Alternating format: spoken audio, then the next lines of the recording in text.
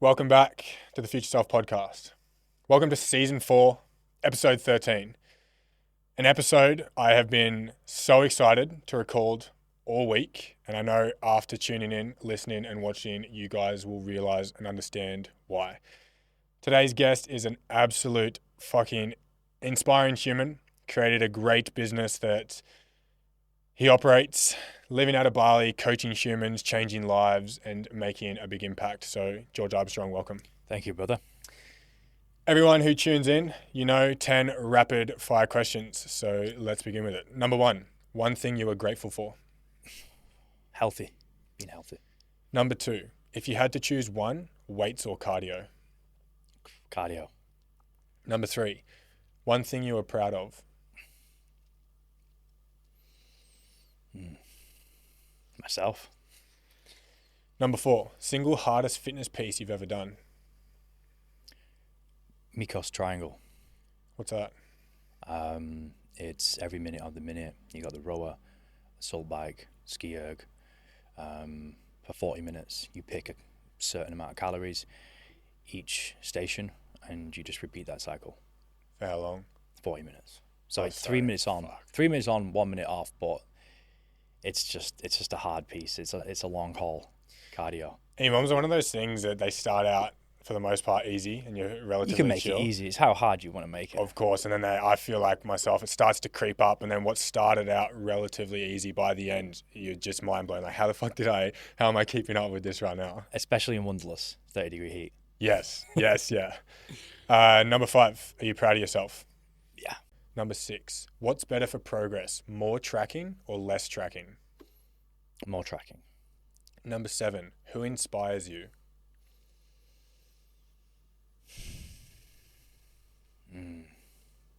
Probably family. Number 8, are rest days important, yes or no? Yes. Number 9, is it about the journey or the destination?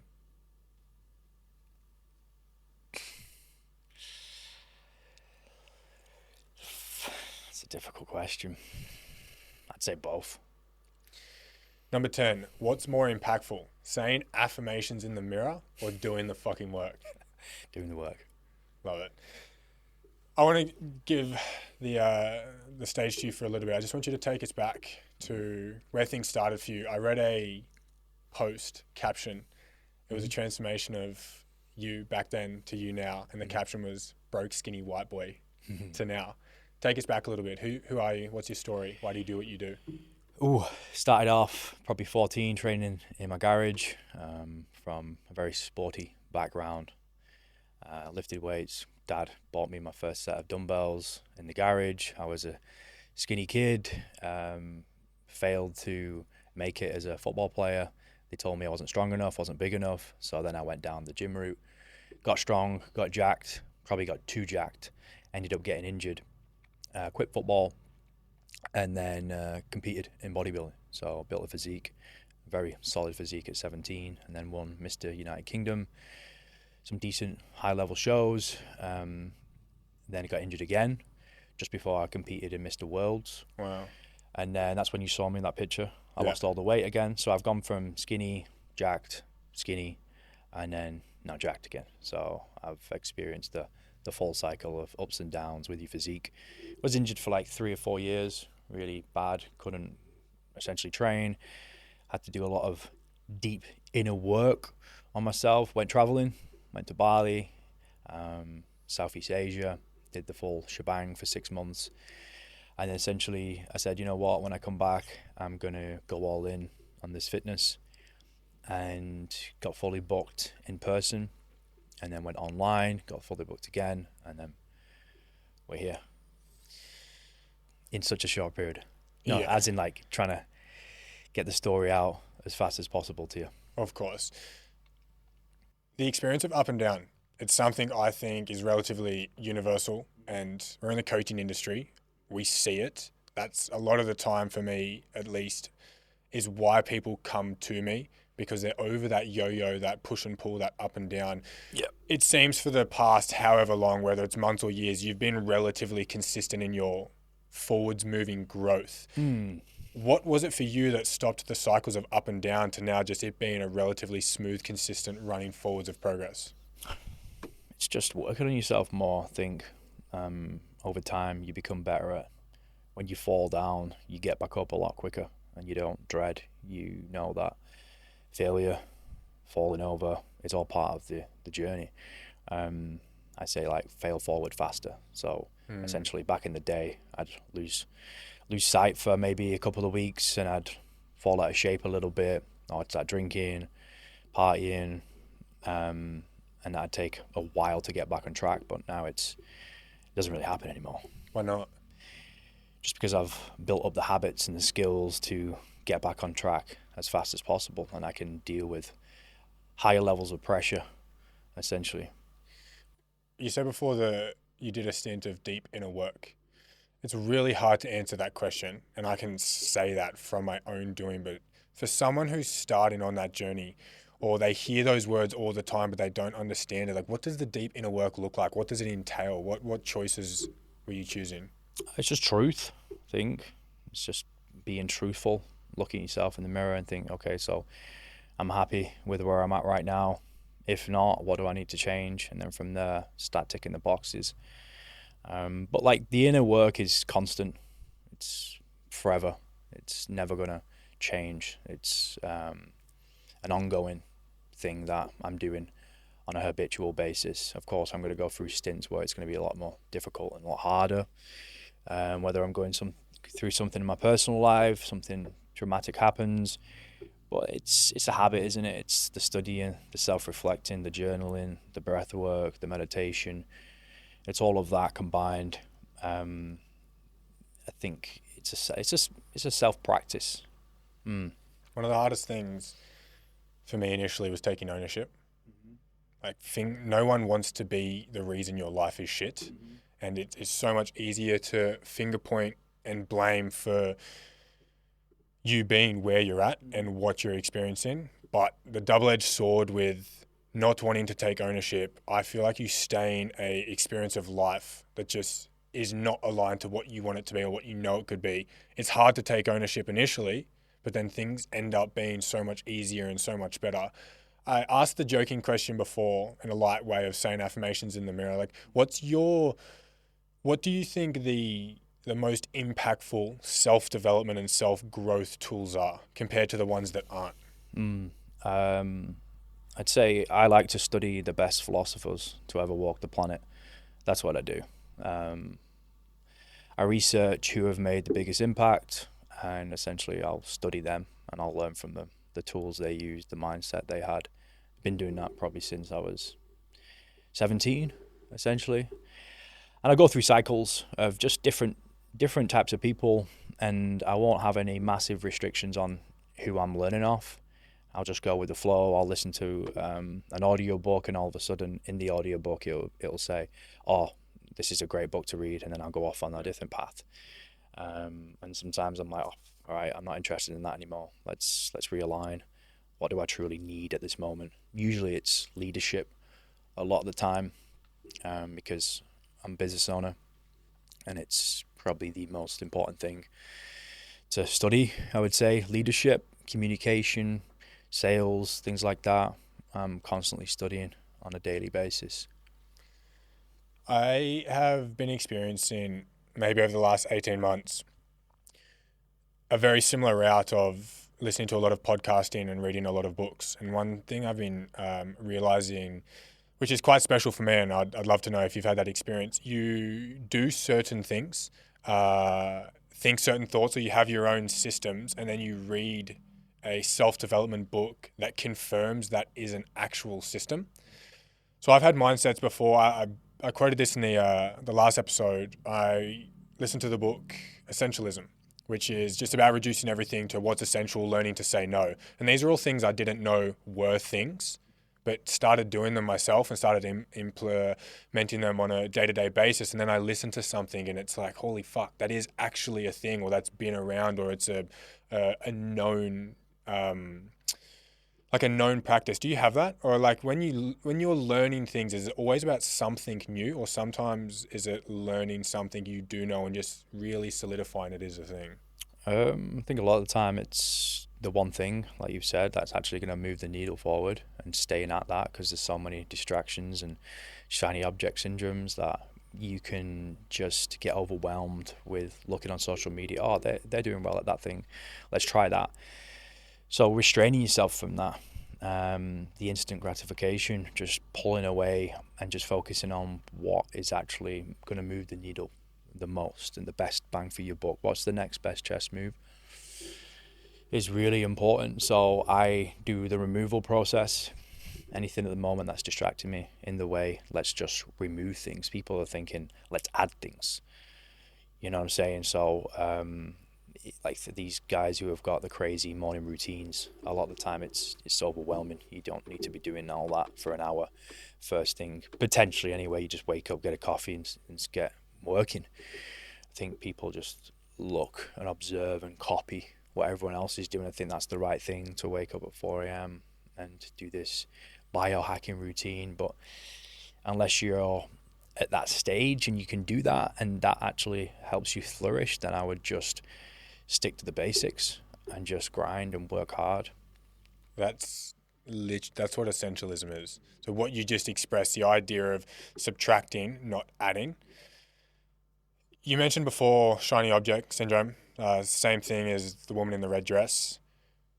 How do you go from being someone that's always distracted? Because I would love to know it, but my background, growing up with mum and then a stepdad, and then got into partying and along those lines, being distracted. I was always copying individuals. I never had my own style. Even in small things such as clothing and music, I was always trying to source it from other people, and it was so tiring and so draining. I wanted to You've been a sheep. Yeah, that's a great way to put it. I wanted to wear what they were wearing and listen to what they were listening and do what they were doing. And then eventually I slowly realized how exhausting it is to do that. And then I started doing more things that I wanted to do, which was scary as fuck at the start. But the more you do it, the easier it got. And then now for me to say no, or 100 people are doing A, I'm happy to go and be the only person doing B. What's your advice for someone who is distracted by shiny objects, or the woman in the red dress, always looking out and doing things that they shouldn't be doing? Yeah. I think I've picked up on this when I was younger. There's so many different things you can get distracted by. I think a lot of guys are on the dating apps trying to hook up, the one night stands. I think that's just a waste of time. I don't see the point in it. I think it's what losers do. I think you're just chasing a high. People distract themselves with that. They're trying to go on all these different dates when really they should be in the room, hustling, working on the craft, developing a new skill. Essentially, another one, drugs, alcohol. I've been there myself, and all these things I've done myself. That's why I only talk about things I've actually done. So I've done these things. I've done the drugs, the partying, and also you can get distracted on buying things. Essentially, when I was younger, I had many friends who were very successful, Rolls Royces, Lamborghinis, really successful at a very young age, and I could easily compare myself to them. But I wasn't at their chapter. I was way behind. And I had to reflect and just say, you know what? I'm where I'm at right now because of me. I didn't choose to go down that path. I was away traveling. I was working on myself. I experienced a different type of upbringing, and I failed a business, and I had to restrain myself from comparing myself to others. And what I did was, when I actually started to make some money, I said, you know what, these guys have got these cars, I'm going to just keep to my shit car, because it doesn't mean I'm anything less or they're better than me. I'm just going to spend my money wisely and invest back into myself, in mentors, into coaches, into my business. And I would drive around in a car, really, that I could have easily afford a very nice car, but I did it on purpose because I wanted to flex. I wanted to get sucked into that realm of materialism, when essentially I love nice things, nice clothes, nice cars, watches, nice villa. I like that, but I knew if I needed to really not get distracted and get sucked in, I needed to pull back and restrain myself from it. So I've done these types of things where I've not bought something on purpose because I know really it's not actually going to make me feel good. It's just a flex. And I still do that continually, all the time. I just think guys will go broke because they're trying to rent a car or a house and they don't live below the means, and they just screw themselves over, when essentially if you play the long game, you invest in your health, your fitness, your body, your mindset, your business, put everything back in. You play the long game, and what's happened with me, I've took over all them guys. They were the type of guys who said, oh, you're still doing this fitness thing, and said, when are you going to get a real job? Even family members have said that, and now they've woken up to think, oh, he was actually doing the right thing. Do you hold hostility to those individuals, having not been there through that growth process or pushing friction against you, doing what you felt was right? Like, what's your relationship with them now? I just send them love. All the people that have said things, I send them love. I've got to accept it. Like, it's a blessing that they've said those things, because I'm the type of individual who says, if someone says you can't do something to me, I'll just work even harder. So it's a blessing. It sets the flame alight and gives me more motivation. Of course, sometimes it's not good energy, but I don't really thrive off fairy tales and all this crap. I'm more of a bit of a hardcore. And even, I said it the other day, someone said, oh, so you thrive off negative energy. Essentially, it's not negative to me because it actually motivates me. I see it as something positive. If I'm training a client, or I'm working with someone, I'm trying to motivate them, I'm going to use different tools and different tactics depending on whether it's a woman or it's a guy who's been in the military. It's a completely different approach. Or whether it's my friend or family member, I have to figure out who they are and use specific words and tools to get the best out of them. So for me, I use negative energy as a power. Do you think that running off negative energy for too long would have a long-term detriment?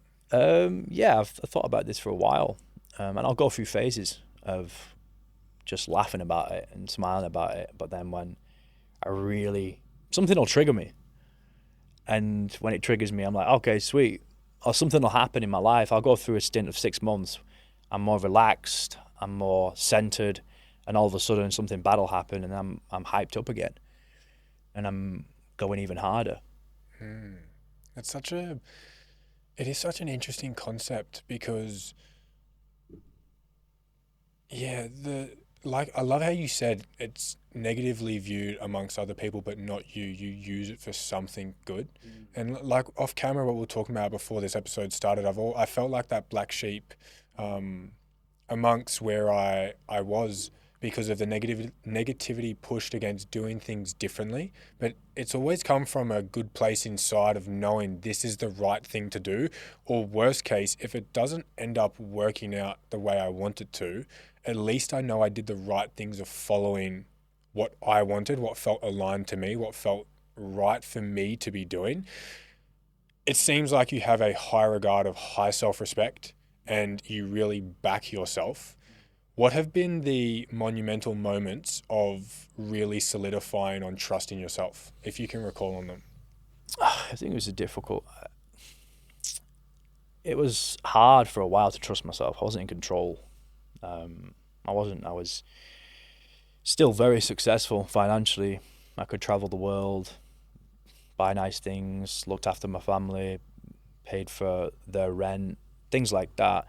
But because I wasn't mentally right, because of what I was going through in my personal life, I wasn't in control. I was a bit of a danger hazard, essentially. I didn't see at one point any future for me as a person, which is quite dark. It's quite weird.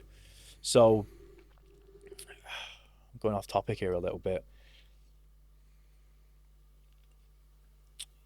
I think because I've been at the bottom of the pit and I've surrendered, and I said to myself, all right, like, you can't go any lower. Even though I had visual success in society, if your personal life and you're not coping well, it can get to the point where you are suicidal. If you've lost people around you, you think that's it, enough's enough. And I think I got to that point where I don't think I could go any lower. So I don't really judge people for things they do anymore, because I've been at that low. For me, like, I'm just, I surrendered, and then I feel like my ego in a specific way has been beaten up and killed so many times. I have a different type of outlook on life, I would say, than quite a lot of people. Maybe a confronting question to be asked, but it's something like anyone who goes through big struggle or really get to the lowest of lows, I always get curious about why not give up? Like, why not, when you're in that position, go, fuck this, I can't see the light at the end of the tunnel, like, that's it. What allowed you to? Well, I kind of did give up. I think that was it. I think I did give up, but I felt like I got a second chance. And I've got the scars today from what I did to myself. The abuse I did. I'm still living with the scars now, health-wise. So I feel like I got a second chance, because I think I pushed myself that far.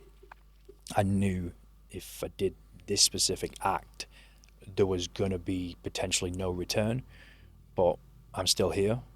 So I feel it was meant to be.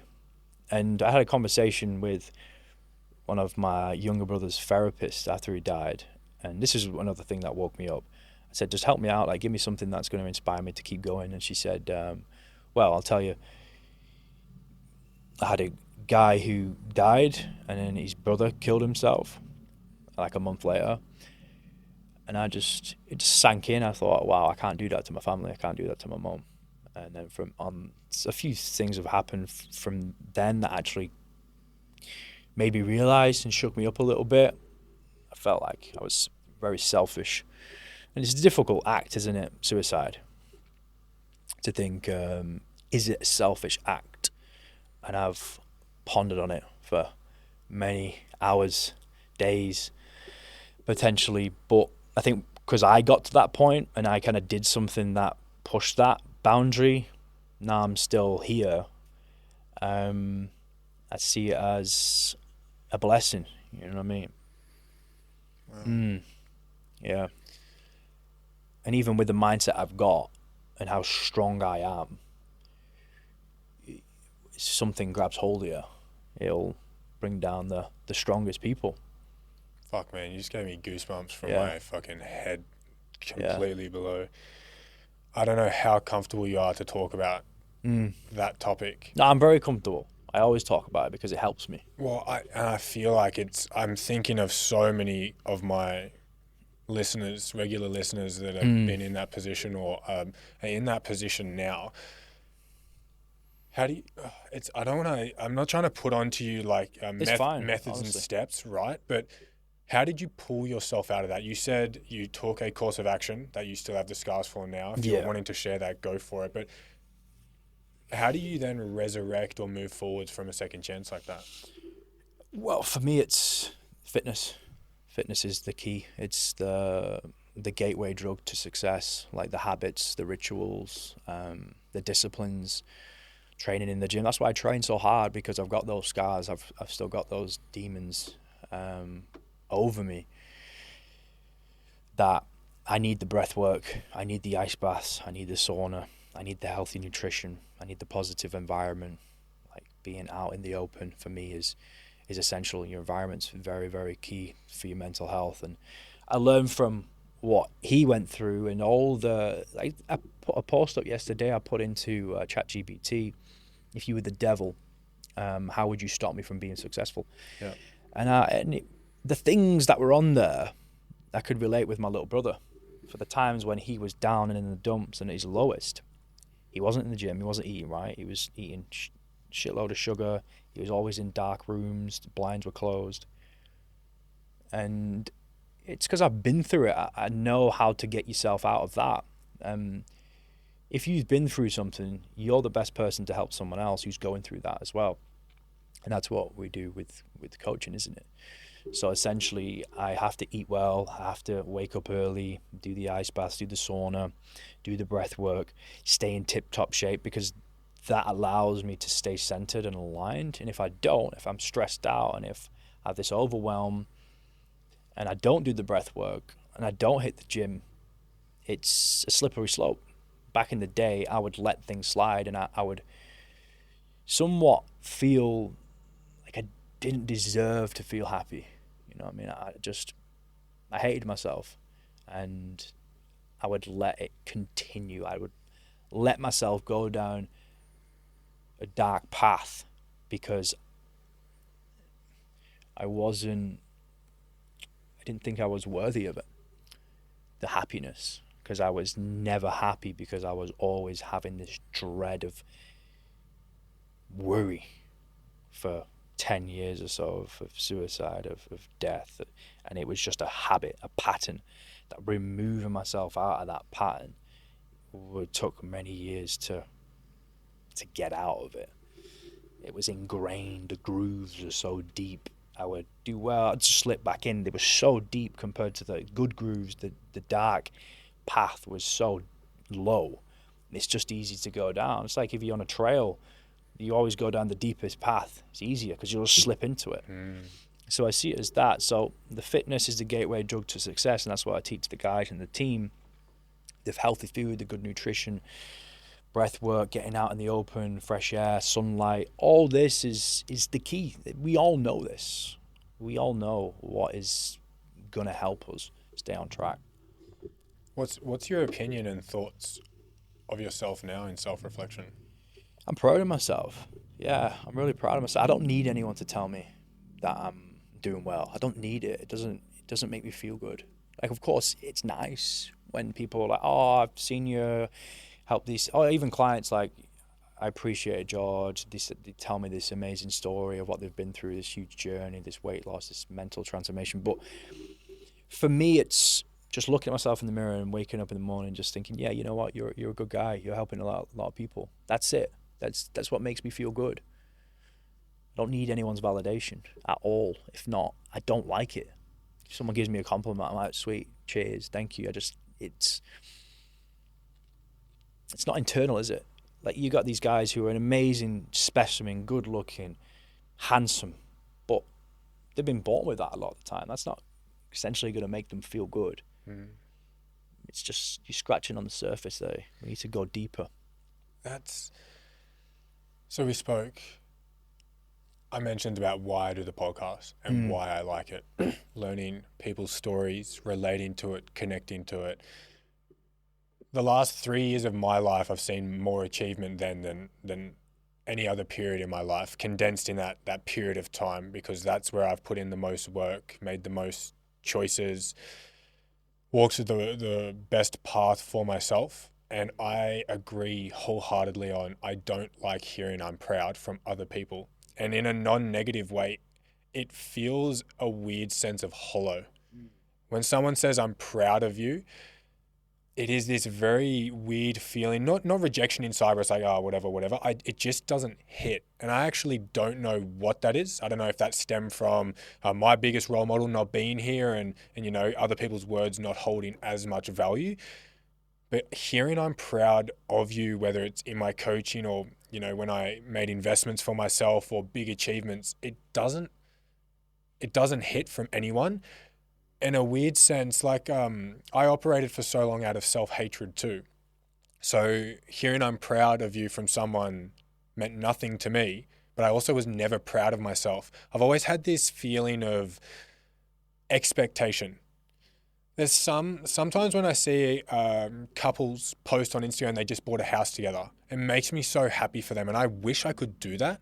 But I'm just that type of individual where for some reason I can't. Like when I bought my first property really young, I didn't post about it or share about it. Not because it's fake. You don't need it. Yeah, it was a weird thing. Bullshit. Though. Yeah, it just felt expected. Buy my dream car because that was a massive goal. It was just like, yeah, that's what I was supposed to do. Buy my house, yeah, that's what I was supposed to do. And it's a very double-edged sword because that level of relentlessness has allowed for so much success for me. But at times, that's why I asked that question: is it the journey or the destination? I've learned so much more to enjoy the journey because I never necessarily feel proud of the destination. I never feel proud of getting somewhere. That feeling of proud is a weird thing. I never really feel it, but I feel such an enriched enjoyment of the journey. So I enjoyed so much working 90 hours a week to be able to land that investment. I didn't feel proud when I was there. It's like a different feeling. If people have this mindset of just enjoying the journey, they're never going to even get there. Like, you have to get to there. You need to get to there. Of course, like, aim sky high to the stars. But imagine if you grinded and you didn't buy your house or you didn't buy the dream car. What's the point? I agree. So I get it. That's why it's a difficult answer. I'm like both at the same time. I love the journey because in the process of the journey, who you become and what the skills you learn, great. But I think it's like when you say to a kid, oh yeah, you've done really well, you've come fourth, you're still a champion. It's like, no, you're not, you lost. So I feel it's a difficult answer. You could go a lot deeper with that. I just think sometimes I've got to be careful when I do say to people, it's like, all right, if I get a client and he comes on board and he needs to lose 40 kilos, and I'm like, just don't worry, bro, it's not about getting there, it's just about the journey, and never gets there. And he's just constantly gaining weight, losing weight, gaining weight, losing weight. No, that for me is a fail, because he needs. It's a difficult. And I love this style of conversation because perspectives are always going to be different. And the mindset I was expressing before, I'm not saying to my audience and to you that's the right way. No, of course. It's an expression of it's actually sucked. Yeah. To some degree, to work so hard and never feel proud of where you get to, and it's always the next thing. It's not an enjoyable aspect. But the way I view that question is, if you over-enjoy the destination, you get to it and it's like, well, then what? Because I used to call myself the results-based coach. I felt like getting someone 10 kilos in 4 weeks, posting about it, fuck yeah, this is great. 20 kilos in, 12 weeks, they've done good. And then 9 times out of 10, this is when I was young. I've been coaching since I was 16. So this is maybe the 16 to 18 period. 6 months later, that individual I worked with was back where they started. And it was that I was fixated on the destination, get them to this point. It is very important to celebrate achievements. And it's something I wish I could do. So if you can celebrate it, always celebrate where you get to. But it's that thought process of, I agree now with like what you say, both are important. Because if you lose 40 kilos, it's like, well, then what? If all you're caring about is getting to there, like what do you do after? Winning's relentless, isn't it? You're chasing the next high. You're addicted to winning. And it's like a football team. Like, imagine if they were just on the journey and they weren't winning championships. You know what I mean? You're in the Premier League and you were just cruising. You never actually achieved anything. You were a great team and you just never won. Winning's so important, I think. And you've won the car, you've won the house. It's just when you've won something, what's the next high? What's the next chase? Let's set bigger goals, bigger challenges. I think I become complacent. I've got everything I need, really. Do you know what I mean? Of where my business at, the level of success. And that's why, I try and make sure that the guys understand the journey, but you need to win. You need to. I think sometimes you can be a little bit soft with people. It's all good, man. You've learned a lot. You didn't actually quite get there. I'm not one of those guys. I'm like, even if you got to that result and then they fell off track, that's not the end destination. We go again and we get back on, and we learn from the mistakes. Yeah. I love so much that you said that. It's one of the most intricate skills of a really good coach. I've noticed before when I've been too relentless on someone, they drop off.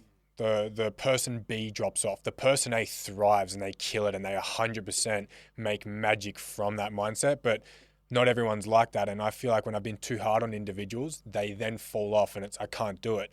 I've also then done the opposite where I've been too soft, too lenient, let people get away with too many things. That's then had aspects where they then talk to me, view me, and treat me differently. Even as their coach, when you let individuals get away with things, coming from a good place, but if you do it too much, things then really start to alter. And I've noticed in the last 2 years, anyone I've worked with that hasn't ended up being long-term successful is a fault of me being too lenient. And it's a really fine line between, personally for me, knowing when to go really solid on someone and when not to, because a coach isn't supposed to be a friend. You're a coach. You're supposed to call someone out. There's going to be awkward conversations, uncomfortable conversations. I had a conversation with a client maybe 3 months ago who was expressing that I didn't understand because he had a family and kids and was working, had a really busy day. I was still working maybe 4 hours more than that individual, so I did understand in a different light. And I had this in-person phone call, Skype, like a FaceTime call, where I just called him out on everything. I was super stern, super solid, but very respectful and coming from an educating, inciting place. And it was one of the best things I ever did for him because the respect level for himself and for me as his coach stepped up. He stopped making excuses, good things and bad things he was doing. He was owning and sharing and yeah, it's a very fine line. I have almost a change of topic, and I really want to pick your brain on this. It's a 3-phase question. For a beginner, what are the most important basics to start? For a beginner in what, the fitness journey? Yeah, someone wanting to start their journey, they maybe haven't entered a gym or they don't know anything about food or they just don't know anything about self-respect. Complete beginner. Complete beginner. Wow. Okay. It's going to take a lot longer than they think. If they do fall over, make a mistake, that's all part of the process. Just keep going and get back on track. I think most of these guys, they don't understand that the failure aspect of the thing is completely normal. I've failed 1,000 times, but I don't really see it as fail. I just see it as a learning process, and I just shake it off and go again. Try and not judge myself as much. I definitely wouldn't compare your journey to anyone else's. Of course, it's all good. Oh, I want to look like this guy, but you don't know how hard he's had to work. You don't know how many years he's been in the gym and how dedicated he is. I think you just need to take it a step at a time. I think start with the basics. Essentially, don't try and overdo it and come on a program and try and do it 7 days a week or anything like that, or try and follow a strict diet. Just make some healthier choices. Just get the cogs moving, and progressively you'll start to feel better, and you'll start to see the changes where after you've seen some changes, you'll be bought into why we do what we do, why we feel so much better when we eat healthier foods and good whole nutritious quality produce. And try and get a gym buddy, try and change the environment, train with someone who is on a similar journey to you, and make a commitment together. I think it's easy to commit with a training partner. Right, we're going to show up at the gym at this time, because if you're late one day, the other person's waiting and they're like, come on, we need to do this together. I think that's very good. A community aspect. Maybe do some classes, jump into some classes, because again, it's a different type of environment. You're not just in the gym on your own. It can be boring sometimes. Go with friends, go to a gym with classes. That's definitely a good thing to do. Yeah. 2 points just before I ask you phase 2 of that question. Enjoyment is super important. I agree with that point, especially initially. Yeah, initially. I think initially it's really important. Long term, you shouldn't be basing things off enjoyment. It's like basing it off motivation, but trying to have fun. I agree, even if it's just some form of activity, throwing a footy or a ball with a mate, doing some runs at the beach, running around with a dog, like doing those small things. I also love the point of don't compare. The comparison aspect is super interesting, and Mike Tyson, for example, people maybe once compared to him, I want to be him, his success, his fame, but now when you hear him speak about his past self, he expresses younger Mike Tyson was insecure, very scared, and it's like, you can compare to wanting that, but you also have to have this that comes along with it. It's like Tiger Woods. Everyone wants to have that, people might want to have his skill level or his money or his fame, but you also have to have the aspect of he's not a good individual in a relationship. He was doing illegal things. He was getting in trouble. So if you're going to compare to someone, you have to see the whole picture, not just the positives. People might compare to us or me, living in Bali, coaching, doing all these things and traveling. It's like, but yeah, you've also got to bring along not feeling proud, pushing through these demons, doing all these things. So I think I agree, don't compare, but if you're going to compare to the full picture, not just the high aspects of it. Phase 2, for someone who is seemingly doing the right things, but not seeing much change, what's your advice for that? Seemingly in maybe quotations. Yeah, it's what degree, isn't it? If they seem to be doing the right things, but they're not getting the results, they need to ask for help, I would suggest. Because you need to see progress. You need to see growth. If you don't see growth, you feel like you're going backwards. So if you're not seeing the growth, in some ways, ask for help. Reach out to someone. You need to change things up, because the motivation will only last for so long. And don't think they're at that point where they're resourceful enough, they're disciplined enough, they've got that mindset of we just keep going. That I would definitely ask for help. Like for me, I've worked with a lot of mentors that it's propelled me forward at light speed. I'm way ahead of so many other people because I dropped the pride, I dropped the ego, I asked for help. And because I did that at such a young age, it's worked tenfold with me. And now people in the industry follow what I do and work with the coaches that I've worked with, thinking they're going to get the result. They're not going to get the result that I've got, but at least they're going to try or do somewhat similar. I'm not trying to, I'm saying that because it's very hard to do what I've achieved. Do you know what I mean? But people can still admire to go down that path. But I'm always looking for new coaches, as in like mentors. Always looking for different people. I've worked with a guy just recently, and that ended, and I've learnt a lot. And now I nearly saw a guy who's in Bali at the moment who I've been following. He's in the same gym, a lot older, very successful. And I saw him here the other day, and I was like, you know what? I'll message him. And I messaged him. So it's, if you're struggling, you're not seeing results, you need to make a change immediately. Drop your pride, drop the ego. I look at people in the gym and they're massive, overweight, and I'm like, dude, you've been in the gym for like a year and you've not changed. Like, what are you doing? Like, why don't you actually invest? I can't stand the idea of these people flashing, walking around in all this designer clobber and clothes when you'd look 10 times better in a white t-shirt if you were fit and healthy and in shape. And then also, I see the guys driving around in a nice Mercedes. Why have you got a Mercedes, bro?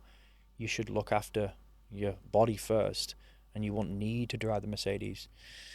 And then they complain about signing up to a program which is a couple of grand, but then they've bought a 60 grand car.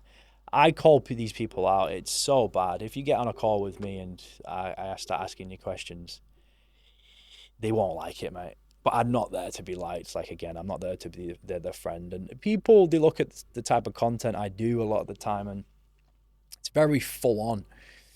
It's like I say things that are unfiltered, that I'm not meant to please you, bro. I want to help you.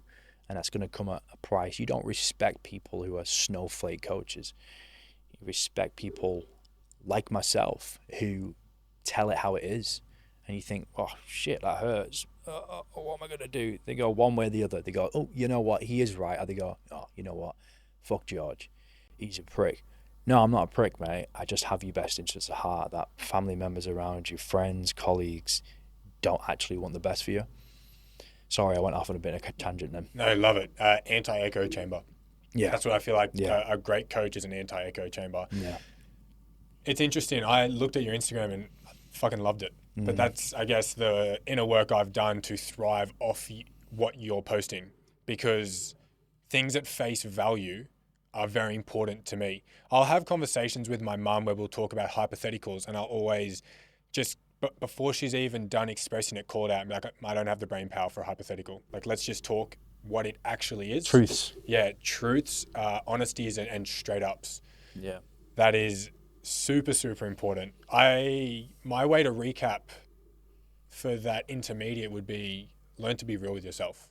And more times than not, that comes from working with someone because they're making cues and calls without the emotional filter or lens that you're seeing through. I picked up a few recent individuals who have been going to the gym for 2 or 3 years and stayed the exact same. And I just made certain calls. You don't fucking lift heavy. You don't track properly. You don't stay consistent. You don't do this. You don't do that. Being real with yourself is, I think, where that progress comes from, because results don't lie, right? If you're doing the right things, the returns will come. The speed of it, I guess, is where the skill of being a good coach comes in, knowing maybe the right thing to program or that's a little bit better, but being real with yourself is super important. Phase 3. What are some of the 1%ers for the advanced individuals they could implement to make a difference? 1% is sleep. Improve on the sleep. I think that's like the sleep. Your sleep is the best pre-workout. You won't need caffeine. You won't need all these high stim energy drinks. Just get your sleep dialed in, and it'll make a tremendous improvement. Like, I was someone who just didn't prioritize sleep, building my business, and it had a knock-on effect on my health. But now I really try and prioritize sleep. So I think sleep is overlooked. Really try and focus on that.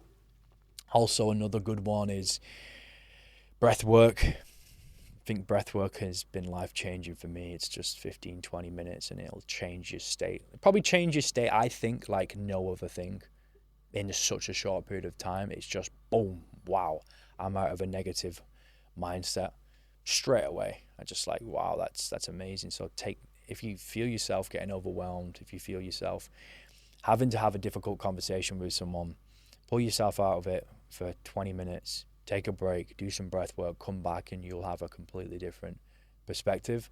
Also, journaling, writing down your thoughts is good. And all these things are great, but if you're not at this point in your journey, then maybe just start with like breath work. Just the simplest thing. Just, you don't have to jump in the ice bath. You don't have to do the sauna.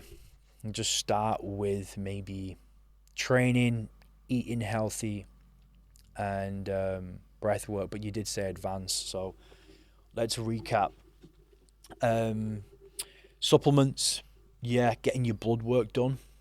I get my blood work done every quarter.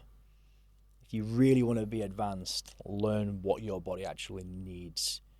I spent a lot of money last month on getting my blood work done in Bali. It cost nearly two grand Oz just to get my blood work done. But I know how important it is. Yes. I've got the money to do it. If you're someone else, try and get your blood work done in Bali. Very difficult to the extent of the full spectrum of blood work. You could get your blood work done, but you're not going to go as deep. For someone else, just get your blood work and spend maybe a couple of $100 on that, which is fine to start with. But if you want to do a deep dive, you want to get your blood work done ASAP. If you're a successful person and you're not got your blood work done, I think you're missing out on a massive opportunity to understand what's going wrong. I had my blood work done, and I'm having a conversation with some really high level individual off YouTube, and I've paid him 1,800 USD for a 40-minute conversation. And people might think, wow, this guy's crazy. But these are I'm at that point now where I will invest, because it is an investment. I will speak to the best people in the world because I can. I wasn't at that point last time. I would have to get my blood work done and then research and then understand my profile of testosterone, lipids, and all these things. Yeah, it's a complete no-brainer if you somewhat have the cash. Even if you don't, save up and invest in blood work, because that's probably the best bang for your buck, I would say.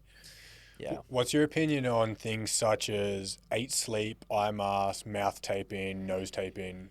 Yeah, I got into nose taping actually because I got my Whoop on, and I have weird sleep. Like some days it's 10 minutes of deep and REM sleep, max 10 minutes combined. Like I'm like, what the hell did I even go to sleep? I wake up and I'm like, what's going on? But I think high levels of stress and potential worry about things can definitely affect. But yeah, I started to use the nose piece. It's definitely helping me breathe a lot better. That now I've questioned. I seem like I've got a blocked nose all the time. Like my sinuses are blocked. Like I'm not fully inhaling how I thought I should be or think I should be. So now I'm gonna get some tests to do with my sinuses, which is very important. And it's just having that and bringing that awareness to you around things like sleep, breathing, breath work. Are you breathing through your nose or are you breathing through your diaphragm here? That when you start to do a little bit of deep dive, of course, the individuals at the start are not going to be Of course. like this. But when you're advanced, all these little things do add up, but at the same time, don't stress yourself out, because I nearly ended up taking this off because it was annoying me that much that my girlfriend would wear it. She'd wear it for a week. Her sleep score was 5 times better than mine, and I was doing the exact same things. And I was just like, all right, this is actually annoying. Like I'm going to bed early. I'm not eating. I'm trying to come off my phone. I get why sometimes you can overkill on the biohacking. Just stop. Like I hate these people on social media just trying to tell beginners to go and biohack and get the red light therapy and do all this. I'm like, chill, bro. Like they don't need to do that. They need to get fit and healthy first. Like clean up the diet, lose 20 kilos. They'll get the best bang for the buck on return and the investment just doing the basics. Stop trying to get them in the sauna and the ice bath. He's freaking 120 kilos. It doesn't look right. He's got too much insulation, bro. Yeah, you know what I'm saying? Yeah. It doesn't work for him, bro. Yeah, He true. can stay for 20 minutes. I think not taking what everyone says at face value is really important, and going through your life with a level of self-curiosity. For so long, I used to work a routine that was start work at 4:30 a.m., finish at 6 p.m., in bed at 7. So I would eat a massive meal within half an hour of going to sleep. That used to work for me back then. I'd be out, sleep amazingly. I tried to run the same system of eating right before I went to bed here in Bali, and I wouldn't sleep. I didn't really look online and follow someone's protocols or what they said for the exact thing they said. I did a little bit of research and a little bit of looking around, and I now eat dinner at maybe 4 p.m. And then I don't eat till the next day at 10. And I'm not claiming fasting or anything like that, but my own curiosity to just try something different and not do the same thing and expect a different fucking outcome was super important. Food was massive for sleep. I agree with the point on sinuses. I don't know if it's a Bali thing, but like my nose is always blocked. I feel like the first 2 or 3 months when I come back to Bali, I have this base level of just mucus where it's like mucus, borderline like sickness. I'm not actually sick, but I'm not operating the way I could. I did a little thing that I didn't steal, but it's called a misogi. So it's one hard thing per year that sets the tone for the year. That for me was a half marathon like 4 days ago. So I ran that at 4 a.m. with a big group of boys. That half marathon was so much harder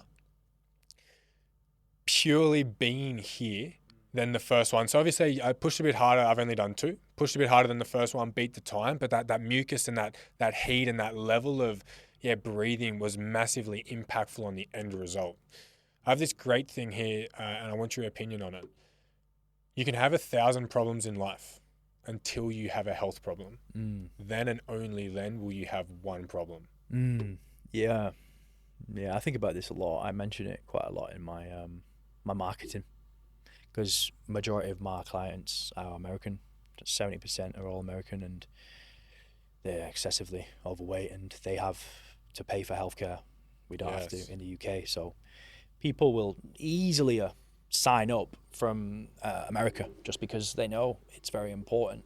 Otherwise, they're going to have to fork out X amount of money, and most of them won't even be able to pay for it if they don't look after themselves. So I think personal trainers are the first protocol, I would say, to look after your health. Like, it's essential, isn't it, mate? It's so important to just look after your health. And even for me, like, I'm still not where I should be. I've got some areas with my kidneys and liver have been down, and the blood work came back and it said I've got the kidney function of someone who is pretty much an alcoholic. And I was like, what? I just started laughing. I was like, wow, that's crazy. Like, is this right? What's going on? If I didn't do the blood work, I wouldn't know about that. Wow. You know what I'm saying? I was shocked. I was like, I don't even drink anymore. Like, what is actually going on here? I started like laughing because it was a shock that I'm doing all these things to improve on my health, but then I've got these markers that I imagine other people, imagine what their blood work would be. It would be dreadful, wouldn't it? And growing up, my family have been through a lot of health scares. My mum was ill a few times with cancer. She had a hemorrhage. Other family members just very unhealthy. I've not really got a big family because most of them have died. So that for me has always been an overwhelming feeling that I've got to look after myself. I've got to look after my health. I think people will only really make a change when something bad happens a lot of the time, before it's too late. And I get it. I hate that though. Yeah, I get it. I get why they do it. They're just not bothered, are they? They think it won't happen to. It won't happen to them, but it's like, I remember I didn't bang myself or hurt myself for a long time, and then I fell over and I like smashed my shin, and I was like, wow, that's painful. I felt pain, and because I didn't feel pain for so long, I don't know. I feel like sometimes you just have this sense of just being this energy, this spirit, but in reality, when we feel this pain, we've like been woken up to we are, we're not immortal, we're human, and we're gonna die at some point. I don't know what it was, but I think people need to understand. Yeah, I don't know why I'm going off on that one. It was like a bit of a realization at some point. I think people just go through life and nothing's really bad happened to them, that they might be really overweight or unhealthy until boom, they get an illness or they have an accident. They're not woken up to this, just sleep, essentially. The concept of avoiding pain, putting you in a long-term painful outcome is super interesting to me. People overweight are avoiding pain, and whether that pain is eating clean, exercising, taking risk, pushing their threshold, the long-term outcome of that is a situation of pain. It's like avoiding the hard. You can avoid the hard now and it's going to be really fucking hard later. You can do the hard now and it ends up being easier later. Yeah. That concept that you expressed, it's a weird thing to say, and I almost don't want to for some feeling of like liability, but taking risk I think is super important. Not putting yourself in harm's way, but there's so much power and benefit that comes from those risky situations or those kind of moments that aren't necessarily safe. Now, I'm not saying doing crazy shit, but running a half marathon that's so hard where you could risk, hurting your joints or really battering your mind. That is so important. Yeah, I love that aspect of you saying that you felt pain and really, really felt it. And I agree with that idea. People float flamboyantly through life in an unconscious state, slowly putting on weight, doing eating shit food, vaping, drinking, but nothing's really bad at that time. But the outcome of avoiding those pains, the hard at that moment, is it's a really potentially detrimental outcome. I have this burning desire inside when I see people doing things that you just know are not fucking good for them. One of my biggest things I dislike is vaping, purely because nothing good comes from it. Drinking, there's a bit of socializing. Maybe you're not as uptight. You're a little bit, more comfortable in a setting. It might taste nice. I don't like alcohol, but it's so different to something like vaping. Like, I feel pity for people that I see carrying around that battery pack because of the dependency they feel for it. And there's no positive that comes from it. Like, you're ingesting something that is 100% doing damage. Well, it's similar to alcohol, though, in a way. I'm a massive anti-alcohol advocate. Yeah. It's something I've always pushed. It's what degree. I think it's not the end of the world, is it? If you have a few beers at the beach and you enjoy that setting, it's not good for your body, but it's maybe good for your mind and spirit. You know what I mean? So there's a different, I always say, teach this to my clients. It's not always what you do, but why you do it. That's one of the biggest teachings I do, coming from a place of self-respect. Drinking alcohol might seem, in a quotation sense, disrespectful to your body and to yourself, but it's why you do it, I think personally, that dictates if it's a good or bad thing to do. Yeah. YOLO, isn't it? Like, you're here once. Like, stop being too hard on yourself. It's only a beer. And I think as a coach, you can easily get into that mindset of no drink, no junk food. I don't really, you said before, like, who do I look up to? It's difficult to look up to a lot of people in the industry because they're so far gone where they won't eat any junk food, any processed crap. They won't have a beer, they won't have a burger, pizza. That's just not inspiring to me. I think more of a 360 approach of enjoy yourself. Like, yeah, maybe they are enjoying themselves, and maybe they don't need to have the pizza, the burger. They've convinced themselves they don't need it, they don't want it. But I think if you want a fruitful life, you got to enjoy these things because they do taste good. It is cool sitting there, having a drink with lads, having a beer and getting a little bit tipsy. Yeah, it fills you up. It fills that cup up, doesn't it, potentially? So, a question, having beers with mates, why would you do that? I think it's fun. So it's not what you do, it's why you do it. If you're having a beer because the day at work was stressful, that's where I think it's not okay. If you're having a beer because you hate your life and you're escaping it, that's where I don't think it's okay. But in the same time, should we need to have the beer? Could we not just sit there? For example, if I go to the beach, 99% of the time, I'm not going to have the beer.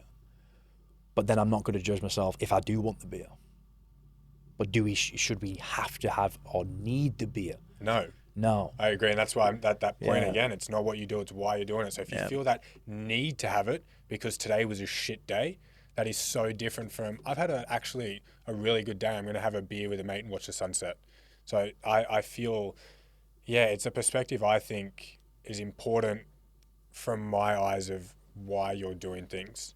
Because you could easily validate, right? Yeah. Having a beer, having a burger, having this, having that, because 90% of your life, or 80%, whatever statistic you balance it at, you're showing up for yourself in so many ways. You're leading with self-respect. Having a burger might be leading with self-respect for you because it's creating balance. You get these people who smoke, drink, live to 90.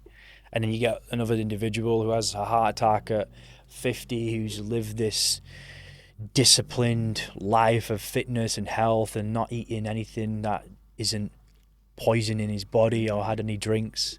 One of my friends is she's not drank all her life, not smoked. She's got cancer. She's in her 50s. And I'm like, wow. But there's people who are in the 80s, 90s who have lived a completely different lifestyle, maybe having a drink on the beach with the boys or doing those types of things. Maybe you look back and think, maybe I should have done that. Yeah, it's an interesting topic, isn't it? It is. And I'm quoting something I said from last episode because it relates here. The great tragedy of life is it only makes sense in reverse, but it has to be lived forwards.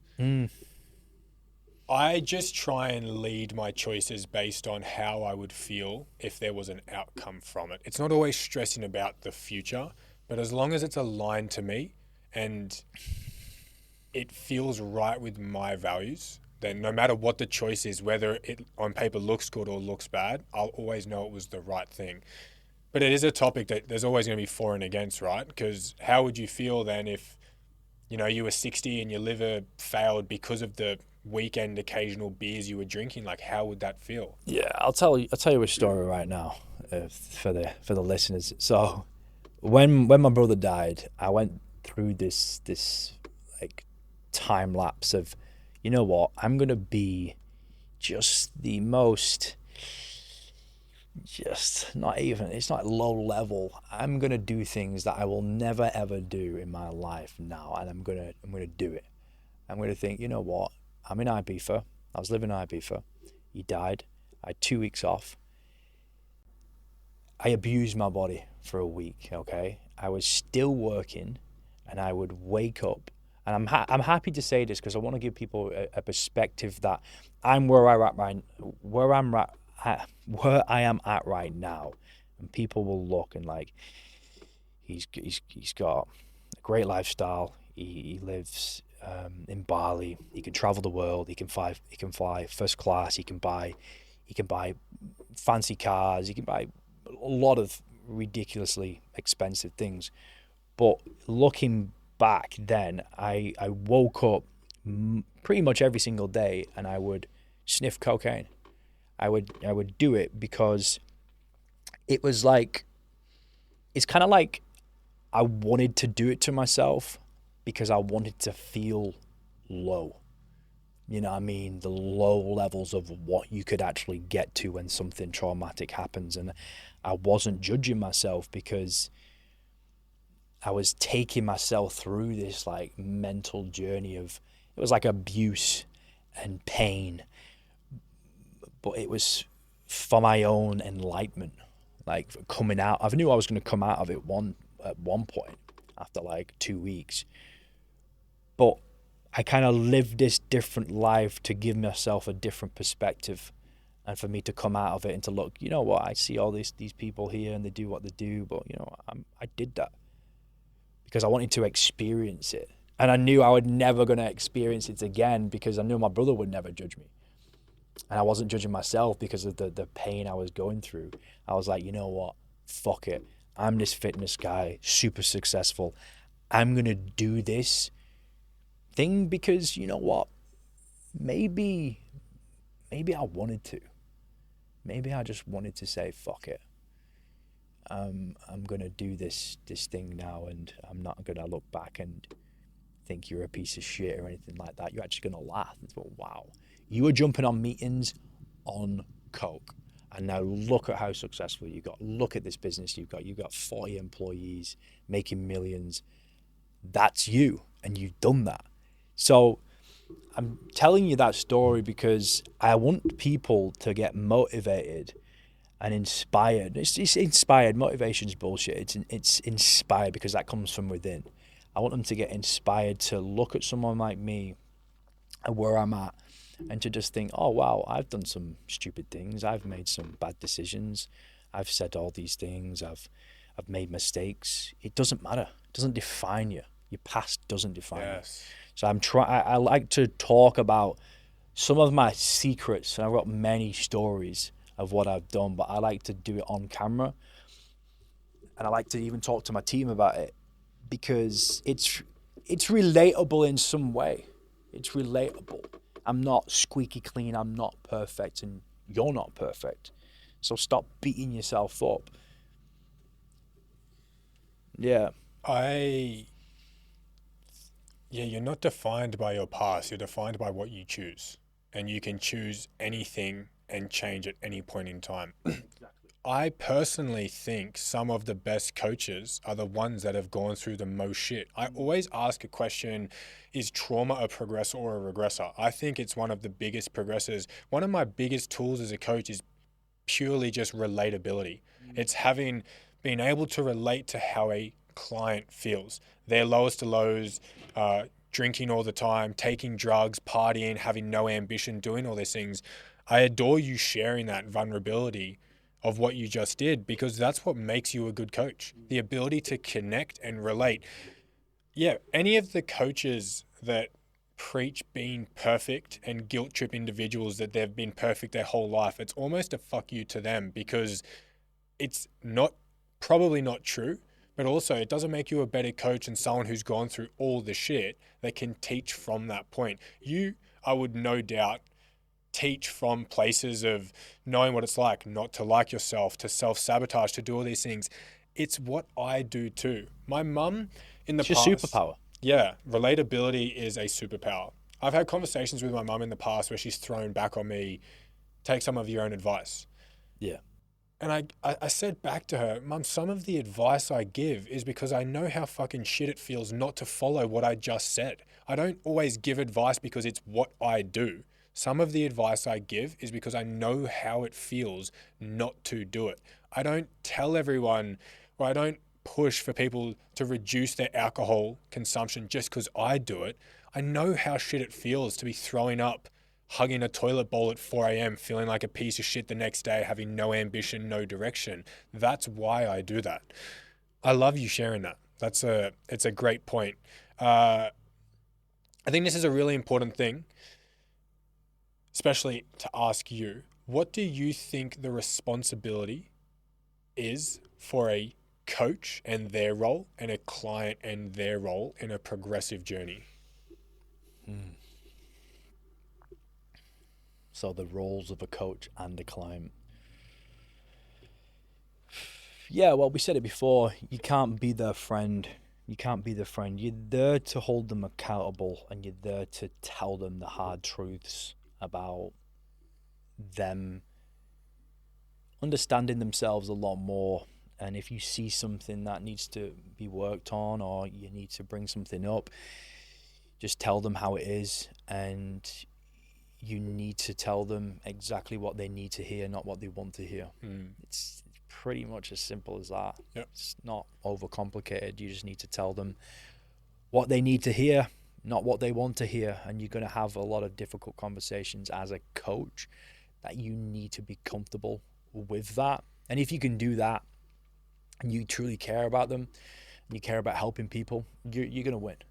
You don't even have to have the most knowledge on nutrition or training. And those are not actually the best coaches that get the best results.